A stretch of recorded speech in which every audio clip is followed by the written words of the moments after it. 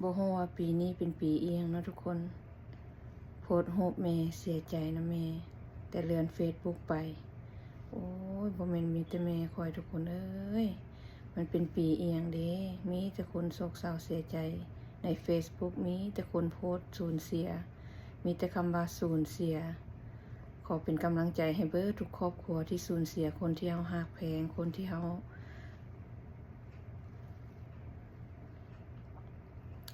ฮักสุดใจหั่นแหละเนาะขอให้เพิ่นไปสู่ภพภูมิที่ดีขอให้เพิ่นไปเป็นเทวดานางฟ้าอยู่ถึงสวรรค์ชั้นฟ้าขอเป็นกำลังใจให้เบิดสุขูสุคนที่สูญเสียคนที่ฮักแพงไปเด้อเป็นกำลังใจสู้ๆขอพวกเราทุกคนเฮาก็ล้วนแล้วแต่ไปคือกันเนาะฮู้แต่มือเกิดแต่บ่ฮู้มือตายนะทุกคนเป็นกำลังใจให้เบิดสุขูสุคนที่สูญเสียในปีนี้